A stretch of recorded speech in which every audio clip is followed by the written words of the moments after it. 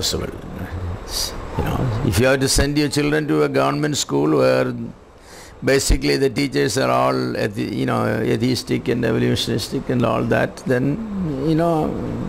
teach your children at home, homeschooling. I think in India that problem is not there because Indians by general believe in God, and they don't. Only thing is they don't relate their belief with what is taught. Yeah. In school. That may be true. India is a land of many inconsistencies, and this is one of the inconsistencies.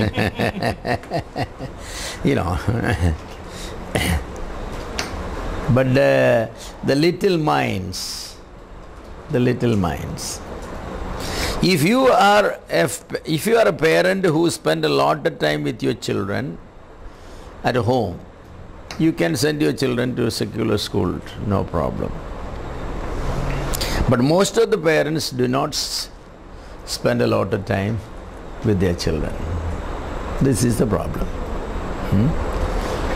If you teach your children the lesson ahead, what the teacher is going to teach, and then you show your child why this textbook or this statement is wrong, the truth is this. But if a teacher says that, that the teacher has to say it because it's in the book and all, but that's not true. If you teach your children all that one, then, there is, but if you don't do all that, then children will be swallowing all that.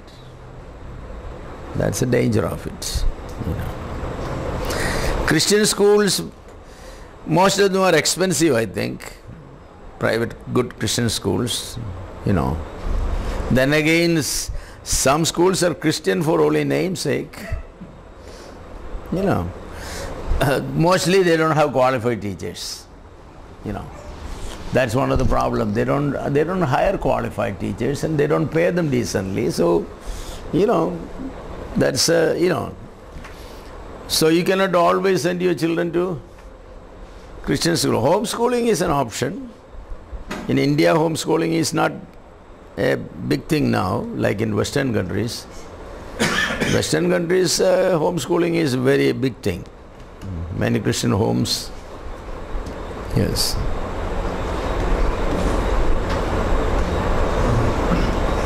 Earlier you mentioned about the three major yeah.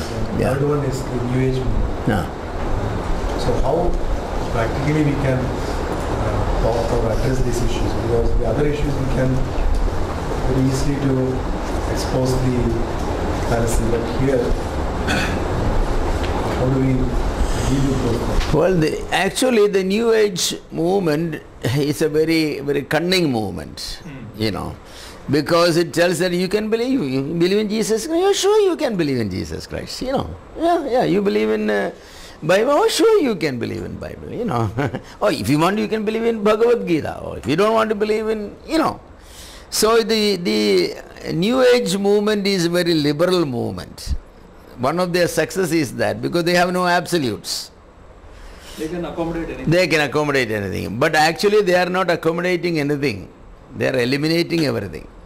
They are eliminating everything, and finally they are creating their own, system. That's what they are. Everything is relative. There is nothing absolutes. You are making your own religion. So we need to tell our children consistently that truth is absolute. This is a lesson we have to teach. Truth is never relative. Truth is absolute. So if anybody says that you can believe everything, that is a lie. You cannot believe everything.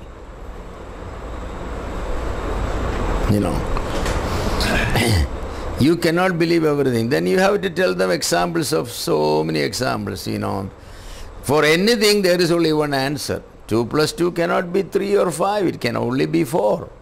That's absolute. Why? As long as the value of 1 is 1, 2 plus 2 is 4. So you have to tell that. The same way, you cannot be a Christian and a Hindu. Then you have to tell why. You cannot be believing in Bible and evolution. You have to say. So our children need to be told that there's a new religion on the campuses. It is called the Naam. New Age movement. And this New Age movement is built upon a bunch of relative lies. Relativity is their God and nothing absolute. Then they have to show that what do they mean. Marriage, they will say. For example, take marriage. Marriage? What's marriage? That's what society has made, right? It's two people living together, right? As long as two people are happily living together, why you have to marry? What's the use of marriage? After all, it is two people willingly coming together. So you can just get into your room and hold your hands and say that I accept you as husband, wife, and you start living it. That's fine. Why you want to go through all this paraphernalia of marriage and expenses and all? So they will have things like this, one upon another, one upon another. We need to know that marriage is not a personal relationship only. Marriage is a social relationship. Marriage is a personal relationship. Marriage, is a spiritual relationship. It has many dimensions to it. What's the difference between adultery and marriage? We have to tell our children, So if we expose our children early enough about these dangers of the Naam, I think they will understand. They will. It's so easy because it's people. We are living in a pluralistic society. In a pluralistic society, dogmatism is hated. Jesus is the only God. Oh, Jesus is the only God. Oh, they say, what is about Rama and Krishna? What is wrong with? What is wrong with Allah? Your God is the only God. Oh, you are narrow-minded. That's the way they approach. You say narrow-minded, 2 plus 2 is 4. You are very narrow-minded. Why don't you say 2 plus 2 is 5? But there you are not narrow-minded, right? If I ask you the time, you want the right time, right? There you are not narrow-minded. You go to the ration shop, you want 1 kilo, you want 1 kilo. There are 1,000 grams, right? You want to say it could be 700 or 1,500, depends upon the situation. Why you wanted to be so liberal when it comes to God or ethics only? This is a question. See? That we have to say that the world operates on absolutism everywhere. World cannot really operate on relativism. Yes. Einstein said it, the law of relativity, The only thing that is not relative is what? The velocity of light or something, right? Everything else is relative, he said. Well, a very good idea. So we need to attack children, we need to attack a name and teach our children, If anybody say that is good, this is good, no, you should not say. Only if this is good, the other is the opposite of it, then that has to be bad. You cannot. You cannot. Yes, light is light and darkness is darkness. Truth is truth and lie is lie. This concept we have to teach our children from childhood. We don't teach them, that's the reason, Parents have a tendency, I don't know, I guess it's okay, Anything children, I guess, you can say that that's right. It's a matter of opinion, When everything is a matter of opinion, children wants to hear some dogmatic answer. That's not right, son. This is right. It's not right. The reason all the cults grow very fast is because they are dogmatic. They are dogmatic. Only through our church you can go heaven. No other church. People like to go there. People like to go there because, they have an answer. This is the only right thing. You say, well, you could really, if you want, you can go there or you can come to us. Both are right. Then they say that, he does not know what is right, what is wrong. So, some dogmatism is not bad. I said dogmatic about truth, and dogmatic about lie. No, that's a lie. Say it like that. Let us reduce the grey areas. Let's have more black and white areas. I have a feeling that evangelicals are having more grey areas and less black and white areas. We should have more black and white areas. Right is right and wrong is wrong. You were talking about Jews and the Muslims who first train their child and then they go to school. In a house church situation, how can we do that? Why can't we do in the house church situation? I think the parents will have to. Yeah. And others also, the teaching of the children is to be done by the parent, not by the church. The church only supplements. I am for Sunday school and all, but that's only supplements. Parents are given in Deuteronomy chapter 6, Hear, O Israel, then said, you shall teach these things to your children when you sit, when you lay down, when you get up, when you sit and when you walk. Basically that is morning, evening, mealtime, when you are going out. All time you should be talking about spiritual values. It's a job of the parents. And the other thing is, we who are Christians from the West, from India, the other question is, we who are Christians from India and say the Western countries and all, I'm sure we have missed a point when it comes to, we believe in a Judeo-Christian, yes. God. Yeah. There is the Old Testament, there is the New Testament. So I'm sure we are missing out on some things which is essential for us to practice because of our culture and the way we are brought up. Probably lifestyle or... We are missing a whole lot. Not whole lot. So what are they? Like one friend who went to Israel said that Passover is a very important thing, which believers should do. So those kind of... Yeah. Well, there is a Christian lifestyle. There is a Christian lifestyle. What is that Christian? There is a Jewish lifestyle. I think the Christian and the Jewish lifestyle go very much together. When a child is born, of course, plenty of time is given for the mother to spend with the child, right? Even the Old Testament says when a girl is given birth, 80 days, impure. I don't know why 80 days impure, because women who delivers girls were not loved as much as women who delivers boys.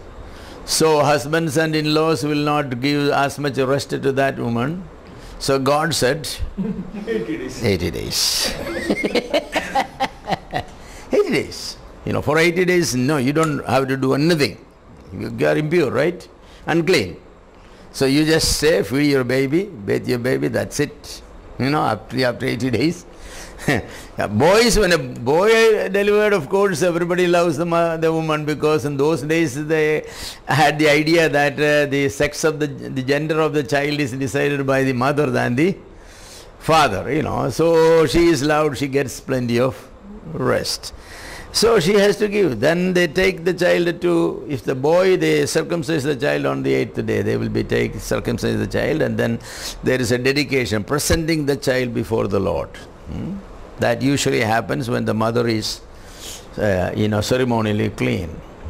So that's called the dedication. A Christian should have, that's what Christians should have. It's a big day. Invite all the friends and relations and everybody, and the dedication of our child. There the father and the mother brings the child forward, and that's when the child is named. What you call this child. Then They will say, we call this child usually after the name of the father or grandfather, what maybe traditionally. Nowadays people are not following those things, but whatever is. That's the naming the child, and then, you know, praying for the child and dedicating the child to the Lord, asking God's grace upon the child, you know, the childhood, infancy and all those things. And then, you know, everybody, all those who come, they will exchange a gift for the child, and then there will be meal and a good time. Now the denominations have this for they are Mamodisa, right? What do we have? What do we have? We must have a dedication. That's biblical. Jesus was taken to the temple for dedication. That's when Hannah and Simeon, they have taken the child. We must have. Why don't we have? Why don't we have? Because for us who are believers and the non-believing Christian community, we want to be separate.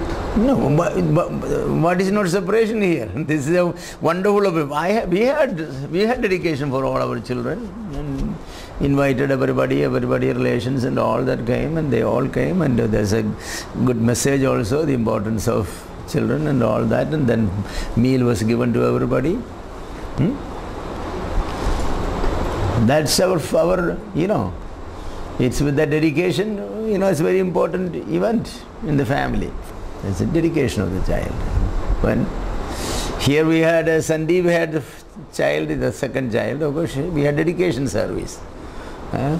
All the family members were invited, in an auditorium, and there were, a couple of hundred people came, and everybody was given food and all, and we did the dedication service, And then a lot of people, I heard that, this is more Christian than Mamodisa. I have heard people saying that. More Christian than Mamodisa. Yeah. So we should have, I said, so that our Christian life has a pattern. The worldly people have well,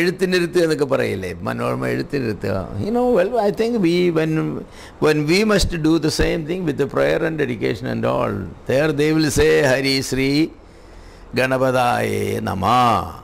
Is that what we do with our children?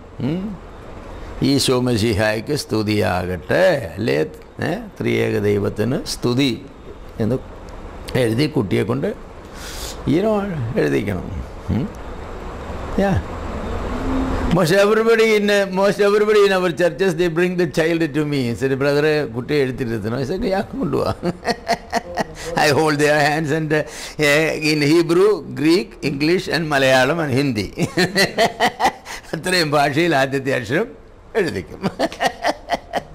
This I didn't understand.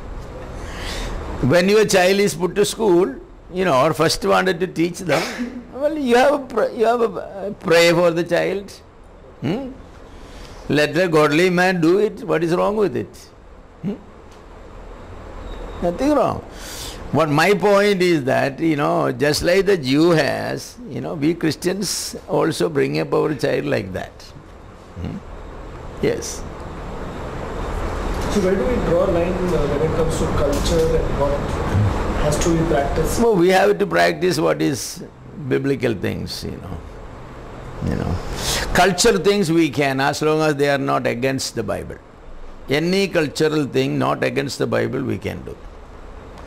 For example, at the time of marriage in Kerala, it's a culture, the bridegroom will give to the bride's mother, old times say kacha udukata, they used to say, or now they give sari or something, Well, there's nothing wrong in that one, because it's biblical also, because Abraham's servant gave gifts to Laban and the members of the family, right?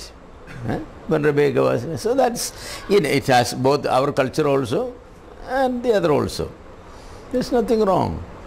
But there are pagan cultures we don't do, like minne, for example, we don't take minne. Yes? Minne, but there are some places there is only a chain, not minne. Minne is that thing at the bottom, Tali. Yeah. Yeah, about children being brought up in the spiritual thing. Yeah, every day, every single day from the time of birth, we will bring the children to family altar. You know, പ്രസവം കഴിഞ്ഞ ആദ്യത്തെ ദിവസം തന്നെ കുഞ്ഞിനെ കൊണ്ടുപോയി അവിടെ കിടത്തും family worship. അത് family worship ഉണ്ടെങ്കിലേ ഒക്കൂ. You know, when you... So that child learns, you know, that when the child makes noise, you close the mouth. So that the child from very young age, child comes to know that something important is going on. Something important, because other times you don't. But whenever singing or reading the Bible, so that child grows with that respect for the... You don't need to say anything because child immediately knows that Bible reading is going on, so you're supposed to make noise. And our children walk around, run around, step on the Bible, this everything, make noise and everything because what is happening here, they don't know.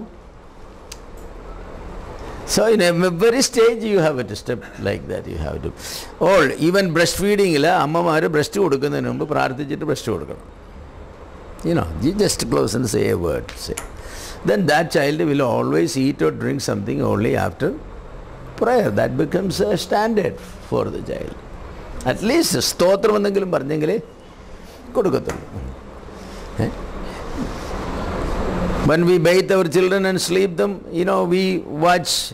Churchill disturbance ഉണ്ടാകാതിരിക്കത്തൊക്കെ വേണം. പിള്ളേർ രാവിലെ ഒരു 8 മണി 8:30 ആകുമ്പം കുളിപ്പിച്ച് കഴിഞ്ഞാൽ അവർ 2 മണിക്കൂർ 2.5 മണിക്കൂർ ഉറങ്ങും, 9 മണിയാകുമ്പം.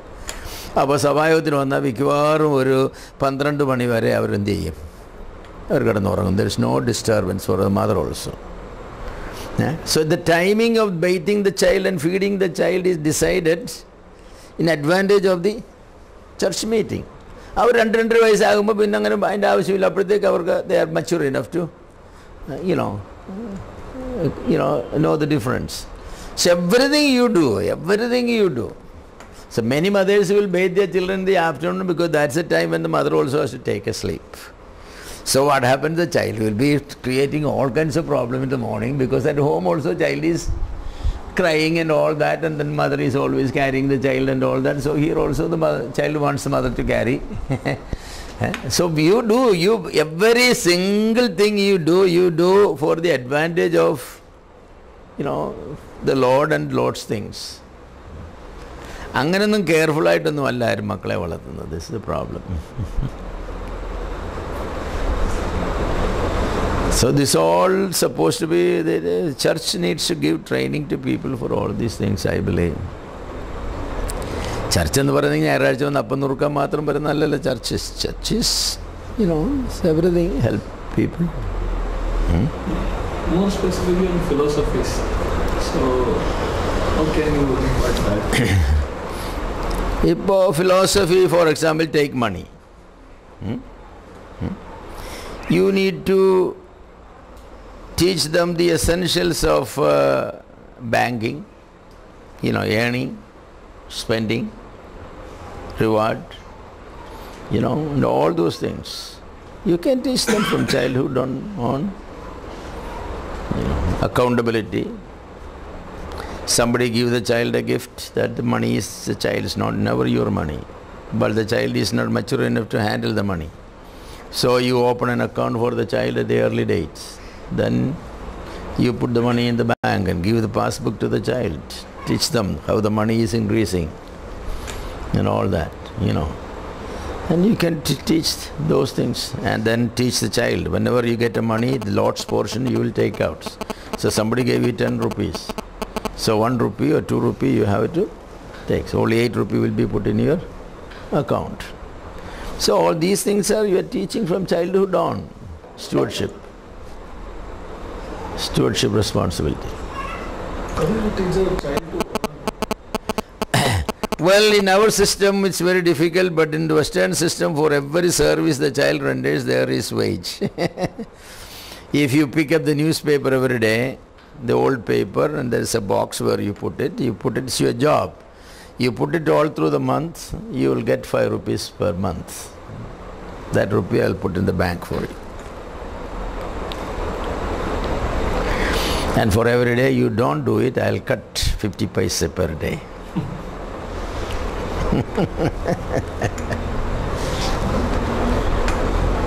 So Any your closing remarks? Yeah. The closing remark, we need to cultivate the Christian worldview, thinking in our families, in our church. And this does not happen naturally. No, it does not happen automatically. Especially because we have not been practicing this. We have been Christians only in our faith. Basically living Hindus in our lifestyle.